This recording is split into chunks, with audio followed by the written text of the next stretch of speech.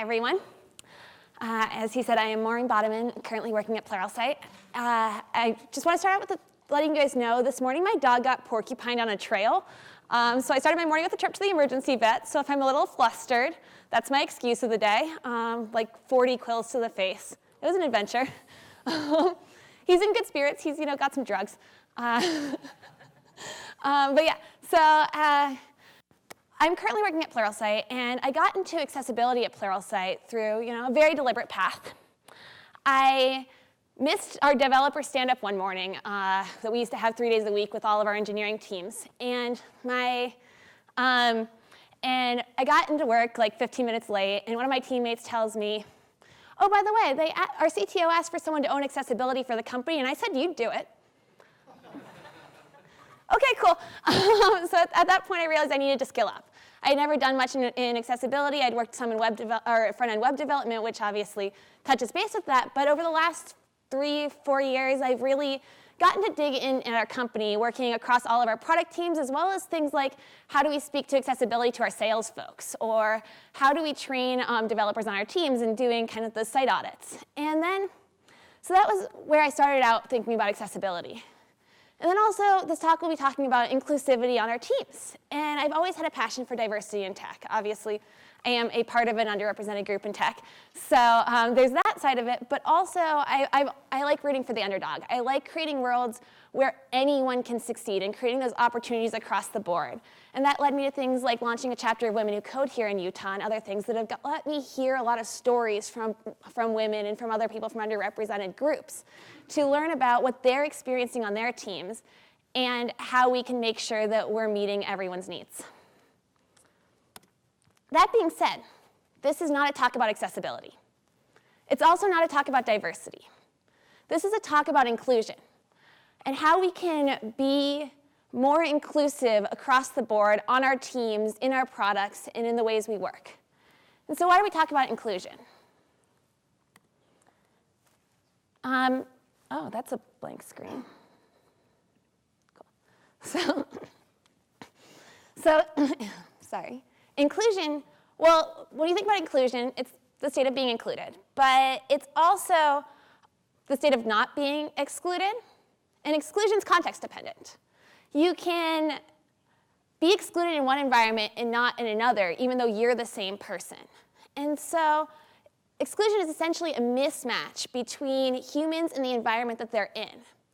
One example of this is one of the designers on one of the teams I work with. The whole team is either from Brazil or Portugal. They all speak Portuguese pretty much, except for their designer. She's not on the team anymore, but she was born and raised in Utah. She's from here. And so even though she is in the majority group here, on that team at work, she was the person who often felt excluded because of that language exclusion that she had when they would speak Portuguese, and we had to kind of talk about how do we communicate on the team and what does that inclusion look like. And so sometimes there is those mismatches that cause you to be excluded even when you're part of the majority group. Another reason we talk about inclusivity is because we're outcome driven. For accessibility, you can check all of the boxes on your CAG AA certification or your 508 compliance or whatever it is and still have a terrible, inaccessible product. Checking the boxes doesn't make it accessible. And that's the same thing in our culture. We can hit all of our hiring targets for underrepresented groups. We can bring people in. We can do whatever the things we need to do are. But if we're not taking active steps to make people feel welcome, they're probably going to still feel excluded and marginalized in our company, and they'll probably leave over time. The last reason to focus on inclusion is adaptability. Our norms change over time. The standards change over time. So if you'd focused on checking all those boxes in your product, which sometimes you do need to do for contracts and stuff like that, but that was all you focused on, those standards will evolve. Those cultural norms will change. And if you're not focusing on the holistic outcome of being inclusive, rather than I have to complete these tasks to do the right thing, you're going to fall behind. You won't be able to adapt to the pace of change that we have in our industry, and as our thinking and our standards evolve. So inclusion is that intersection where team norms mimic the products we build. Disability doesn't happen, as I mentioned, until the point of interaction between that person and society. And so we need to think about where those disabilities are occurring in our products and in our teams, and where we can take proactive steps to address those. So there are a lot of principles. If you Google principles of inclusive design, everyone has an opinion on this subject. I decided to use Microsoft, because Microsoft has actually done a lot of great work in the inclusion space. And one of the things they did, for example, to make sure everyone was included, was they spent the extra money to grade their entire campuses, like parking lots and everything, to all be level so that they didn't need any curb cuts or ramps. Like, that's a pain in the butt to do. There's a reason we use curbs. It's because we don't want to spend the money to perfectly level everything. Also, drainage and other reasons. But they went and did all the work they needed to do to make sure that no one in a wheelchair would ever have to navigate around to find a curb cut. That also meant that, moms with strollers or people with carts of equipment, those kinds of people could also navigate easily through the space. And so I like to use Microsoft as an example and kind of the principles that they've built, because they've really led to this in our space and are doing a lot of amazing work. And they hold the companies they work with accountable for it. Every year at Pluralsight, we work with Microsoft a lot, and they give us a call and say, hey, we talked last year about accessibility. What have you done to do better than last year? And holding each other and their vendors accountable is such a cool state of being. And so there's someone that I look up to in this space a lot. So the first principle here is recognizing points of exclusion. These could be language, they could be cultural, they could be ability. They could be a physical ability or a cognitive ability. And disability happens at those intersections where those become those points of exclusion, those language or those cultural norms. So disabilities come in multiple types too. There's a disability of only having one arm, and it could be permanent. It could be Bethany Hamilton, who lost her arm in a shark attack and has to learn to live life with one arm. It could be me, who fell on ice this winter like an idiot and fell and broke my arm, and then didn't go to the hospital for 3 weeks or 2 weeks because I thought it would get better on its own. Turns out that's not how broken bones work. Lesson learned, never done that before. So it could be those temporary disabilities, or it could be situational. It could be 3 in the morning holding a screaming baby, trying to Google how to make your baby stop crying. You probably still only have use of one arm. Or this, where you have use of 0 arms. And either way, those are all disabilities. And so we all have disabilities in our use of the product, or the products that we use every single day in various forms. Maybe you're driving and trying to do things with one hand. Don't do that. But you still have an impairment disability, probably both cognitive because you should be watching the road, and physical because you hopefully are only using one hand to do this, I hope. Cool. So when experiences don't serve the people the way they should, people adapt. We have survived as a species because of our ability to adapt, because when we see these moments where we can't do a function or something that we want to accomplish, we figure out a way to get it done, and we figure out a way to thrive anyway. And so one thing we can learn is looking at what our product is doing well and how our users are using our product, and in what areas are people having to adapt. Where can they find things they're looking for? Where can they find the resources? And are they doing the flows the way you thought about them, or are they navigating in a different way? And what is the adaptations they're making and why? And also thinking about what customers you talk to.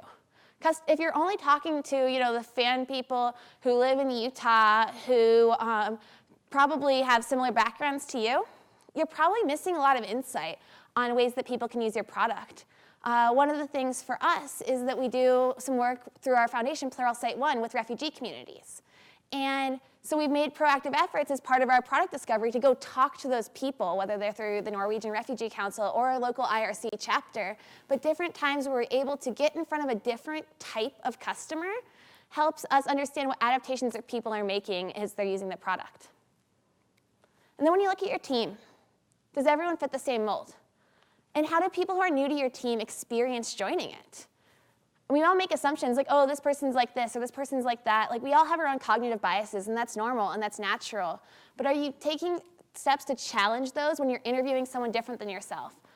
Do people feel welcome when they're joining your team? Have you asked someone new how they experienced it and what you can do better for the next person? It doesn't have to be someone who looks different than you. It could just be someone from a different background or someone like you, because they're not identical to you, even though it's easy to read your own feelings into their experience. And then also looking at your hiring funnel. Does everyone in the funnel look the same? And if so, what can you do to proactively change that?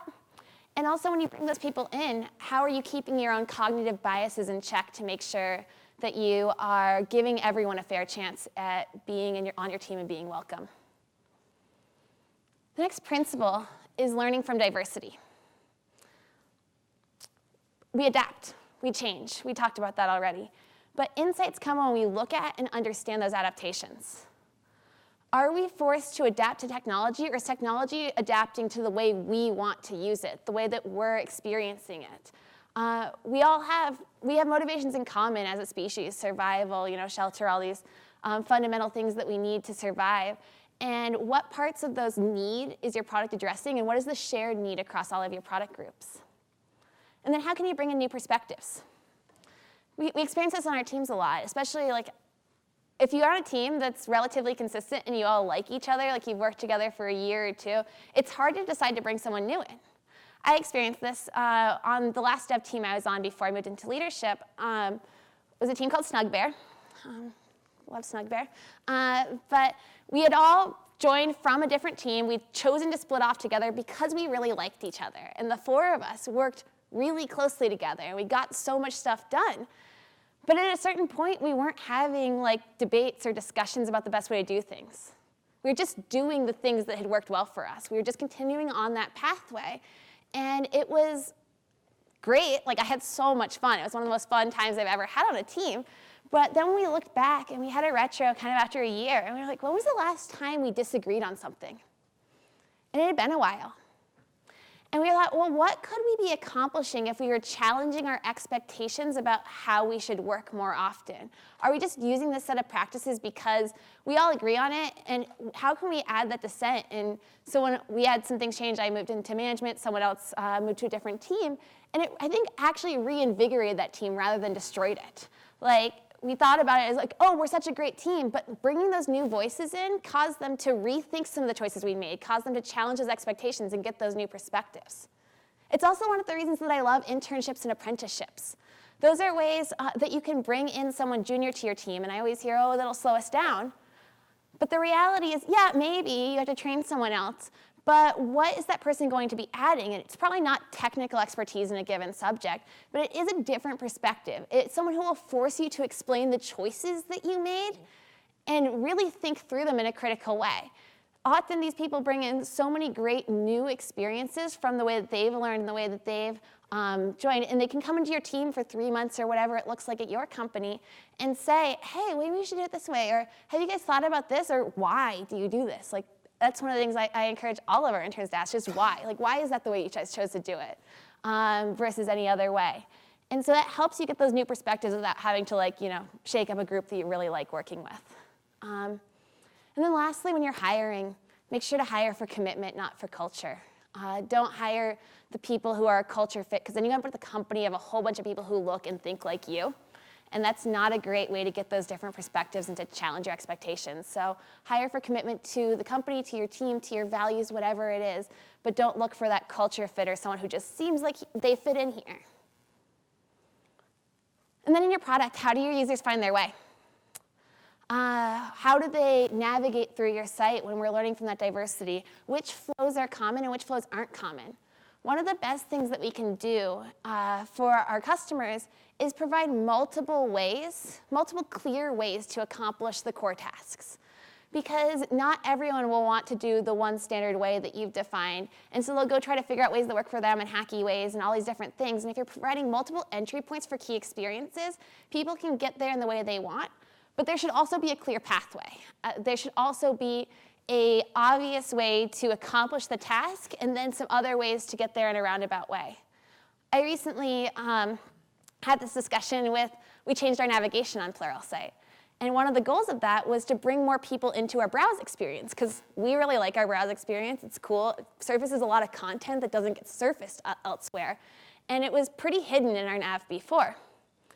And then as we looked at the data from this, and we're like, oh, everyone's going to browse. This is awesome. And our engagement numbers tanked over the course of a week. And we're I started thinking about oh, well, I guess most of our users who come in aren't actually looking to go on this huge exploratory mission to go see all of the things we have. They're here on Pluralsight to go learn a skill. So maybe we need to rethink what the goal of this was. Like, we tried to change the wayfinding experience, but we changed that wayfinding experience in a way that actually took them further from accomplishing their goal rather than closer to it. And so we added an entry point that wasn't valuable. And so you have to be able to look at your data and say, what is the right pathway? We 100% accomplished our goal of that experiment. People went to browse, but it was still a bad user experience. So then the next principle is solving for one, but extending it to many. A lot of the accessibility accommodations we make in our product actually help everyone across the board. Sort of like the curb example I talked about from Microsoft. Getting rid of curb cuts, the intention is wheelchairs, but it actually helps a lot of people. Another example in our products is closed captioning. Closed captioning was invented for people with hearing impairments, people who needed to read content on the screen because they couldn't hear it. But it also has become part of the way that we consume content in general. Like, for example, at a noisy airport, when they have the newsreels on, it would be terrible if they decided to put the sound on.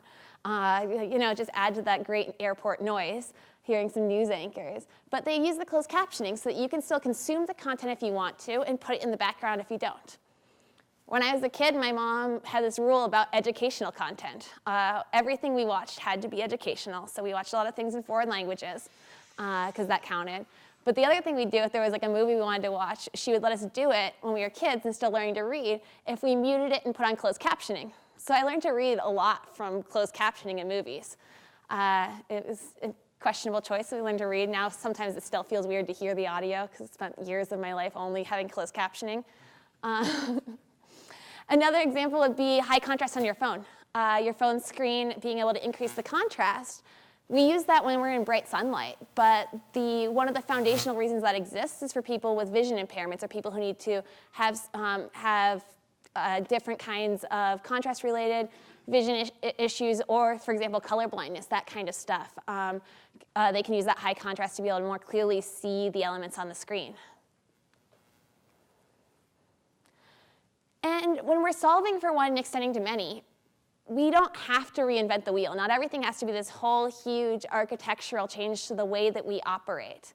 We can look for those quick wins. Those could be things like adding transcripts where you don't have them, and if you don't have people to do it manually, you can use APIs. They're not great, but they're better than nothing to provide if you have visual videos in your product, being able to use those natural language processing APIs to get data out. Another one in our product was something like a quick win would be playback speed. We have it in our video player, which is awesome. And a lot of times we think about the value of playback speed being to speed something up so you can get through it. I did that a ton when I was doing my MBA and I had to watch videos, like speed it up, get through this, get out of the way. But I've heard from other users, especially when we work at the refugee communities, that they slow it down. They slow down the video because English is their second language. And sometimes it's hard for them to process as much as I feel like the video is exhaustively slow. They actually slow it down further so that they can think more about what's being said and spend more time processing since they have to do all of that translation in their head in the background. I'm sure there's opportunities in all of your products and all of your teams to look at ways to be more inclusive. And when you find that one opportunity, extend it to everybody because that functionality probably has a lot of unintended consequences that can be really valuable. And then you can help your peers find success as well. When someone new joins your team, do you tell them how they're doing? This is something that I hear all the time when new people come on. It's like 2 months in and they're like, I think everyone thinks I'm an idiot. No one thinks that, don't worry. But no one's told them how they're doing. No one said, hey, by the way, you're doing really great, because we just assume like we're all in our own heads and we're all worried like, oh, do I fit in here and is this going on? And we don't necessarily help each other be successful because we just don't think about it. It doesn't seem like part of our normal flow to check in and say, hey, by the way, you're doing great. And so helping them know what that looks like on your team. Here's how I know you could be successful. And one of the things that I did that was solving for one and extending to many was that for our interns and apprentices, after a month, I would run around for a long time of peer feedback, where 1 month in, they would get feedback written from their peers. Because I was like, well, they're only here for 3 months. We should probably make the most of the time we have. Make sure that they have the knowledge that they need to really get into it and improve since, yeah, you're here 3 months. Got to check in after a month. And I realized that psychologically, like, it was a total difference between, because after a month, odds are they hadn't screwed up too much. Like, people really liked them. We bring in really great people. And so I realized, like, beforehand, they'd be so anxious, and then after that, in one-on-ones, our interns would be so much more calm and so much more just kind of zen about the world. And I realized, well, why don't I just do this for all of our new hires? I don't do this anymore because it's actually a lot of work. But for a solid 2 years, I did, after 1 month, send out peer feedback to all of their peers, cross-functional team, and make sure to get iterative feedback for every single person we brought in the door. And it helped. It really helped them see, here's what people on my team care about. It wasn't always positive. Like, it's not always glowingly awesome. But it lets you know what the people around you care a lot about and gives you a clearer roadmap for success in that area. And so that can be really huge for trying to feel like you fit in a new environment and trying to get on board with your team. So inclusion is a practice. It's a practice of thinking differently together. We can work across our team and our product to make sure that we're always thinking of those points of exclusion, recognizing those, and identifying who has a seat at the table in our product, in our team, in our company, in our lives. Who are we talking to? Who are we outreaching to? Where are those points of exclusion? We can learn from the diversity we have. We can look at the way people use our products, engage with our teams, and see where are those opportunities to improve and where are we really thriving here. And then we can solve for one person and extend it to everybody. Make sure that as you come up with those solutions, they're extensible, because if you try to solve each person's use case in a way that works perfectly for that person, you end up with a whole bunch of things that are unmaintainable, but odds are there's those holistic solutions that can work across the board and really help people understand what's going on in your product. Cool, and that's all I have.